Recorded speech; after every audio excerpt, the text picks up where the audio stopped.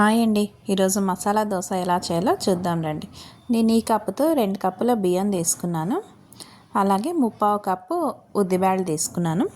పావు కప్పు అన్ని శనగబ్యాళ్ళు తీసుకున్నానండి. అలాగే ఒక 2 స్పూన్ల మెంతులు.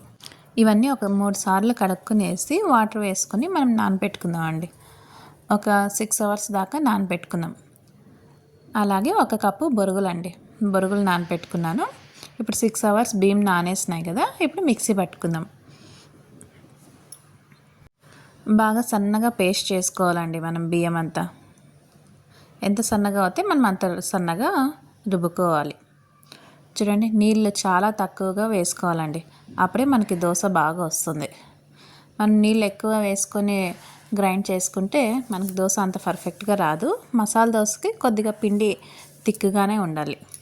చూడండి, ఇలా బాగా సన్నగా అయింది కదా. ఇప్పుడు మిగతాదంతా అలాగే గ్రైండ్ చేసుకుందాం. అలాగే ఒక స్పూన్ షుగర్ వేసుకుందాం అండి. మనం రుబ్బేటప్పుడే షుగర్ వేసుకునేస్తాము. అలాగే ఇందాక నానపెట్టుకున్నాం కదా, బొరుగులు కూడా వేసుకొని సన్నగా పేస్ట్ చేసుకునేసి ఇలా పిండి అంతా బాగా ఒకసారి అంతా మిక్స్ చేసుకునేసి కొద్దిగానే వాటర్ వేయాలండి. ఆ జార్లో ఉంటుంది కదా, ఇంకొద్దిగా వాటర్ వేసుకునేసి అంతా బాగా కలుపుకునేసి మనం నైట్ అంతా అలాగే వదిలేద్దామండి. పిండి బాగా పులుస్తుంది కదా మార్నింగ్కి, అప్పుడు దోశ వేసుకోవడానికి పర్ఫెక్ట్గా అవుతుంది. చూడండి, నేను నీళ్ళు ఎక్కువగా యాడ్ చేసుకోలేదు, కొద్దిగానే యాడ్ చేసినాను. మసాలా దోశకు మన పిండి కొద్దిగా థిక్గానే ఉండాలండి. చూడండి, మార్నింగ్ అంతా బాగా పొంగిపోయింది కదా పిండి. ఇలా బాగా పొంగిన పిండిని మనమంతా ఒకసారి బాగా మిక్స్ చేసుకుందాం. ఇలా అంతా బాగా మిక్స్ చేసుకునేసి మనకి ఎంత కావాలో అంత పిండి తీసుకుని దానికి రుచికి సరిపడా సాల్ట్ వేసుకుందాం అండి. ఇంకా సోడా ఏం అవసరం లేదు, ఇలా సాల్ట్ ఒకటి చాలు. ఇలా అంతా వేసుకునేసి ఒకసారి బాగా అంతా కలుపుకునేసి ఒక సైడ్లో పెట్టుకుందాం అండి. ఇప్పుడు మనం మసాలా దోశ కదా, దానికి మసాలా చేసుకుందామండి. రెడ్ చట్నీ చేసుకుందాం. ఒక మిక్సీ జార్ తీసుకొని అందులో అల్లం వేసుకుందాం అండి. అలాగే కొద్దిగా చింతపండు, ఒక 2 మీడియం సైజు ఆనియన్, జీలకర్ర 1 స్పూన్, కారం 1 స్పూన్,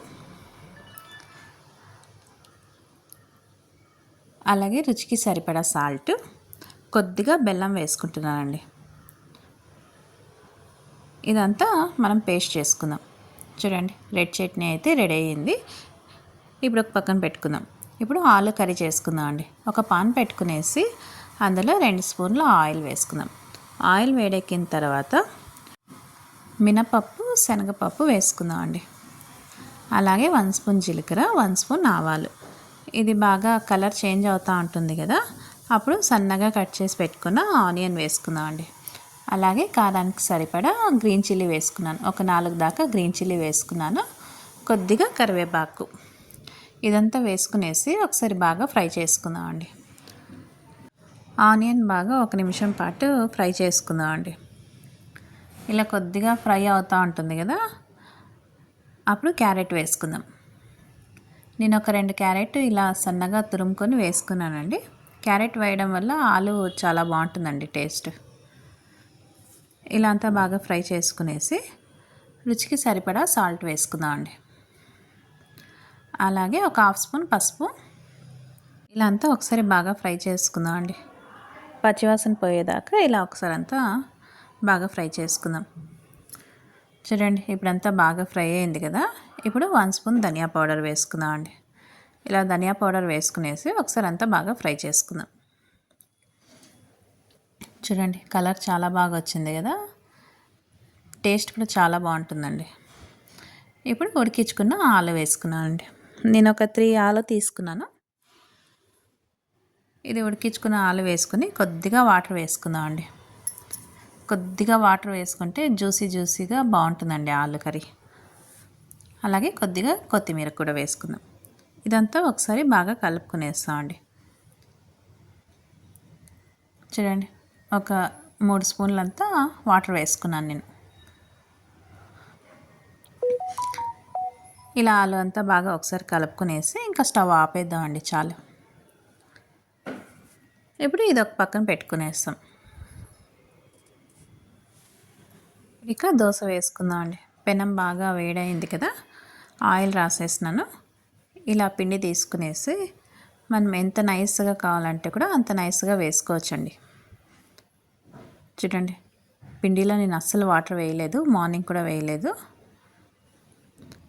ఇలా అంతా బాగా పల్చాటి దోశ వేసుకునేసి కొద్దిగా వేగనిద్దామండి. 1 స్పూన్ ఆయిల్ వేసుకుందాం అండి.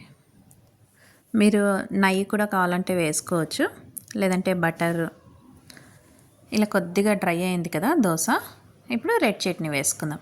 రెడ్ చట్నీ వేసుకొని దోశకంతా ఇలా స్ప్రెడ్ చేసుకుందాం అండి. ఇలా మనం ఇంట్లోనే ఈజీగా మసాలా దోశ చేసుకోవచ్చండి. చాలా టేస్టీ ఉంటుంది అండ్ హెల్తీ కూడా.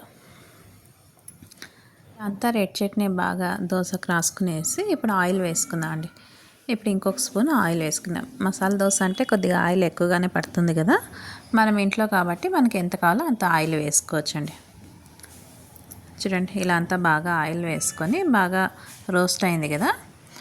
ఇప్పుడు మనం ఇందాక చేసి పెట్టుకున్నాం కదా, ఆలు కర్రీ పెట్టుకుందాం అండి.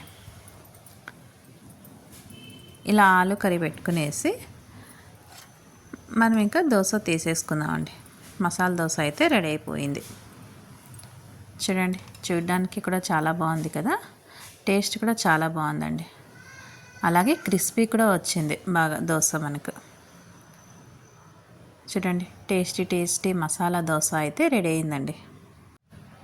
మీరు కొబ్బరి చట్నీ కానీ, పల్లీల చట్నీ కానీ, పుట్నాల పప్పు చట్నీ కానీ, దీంతో ఏదైనా కాంబినేషన్ బాగుంటుందండి. చూడండి, టేస్టీ ఎమ్మీ మసాలా దోశ అయితే రెడీ అయిందండి. మీకు ఈ వీడియో లైక్ అయితే లైక్ చేయండి, షేర్ చేయండి, కామెంట్స్ చేయండి, సబ్స్క్రిప్షన్ చేసుకోండి. Thank you.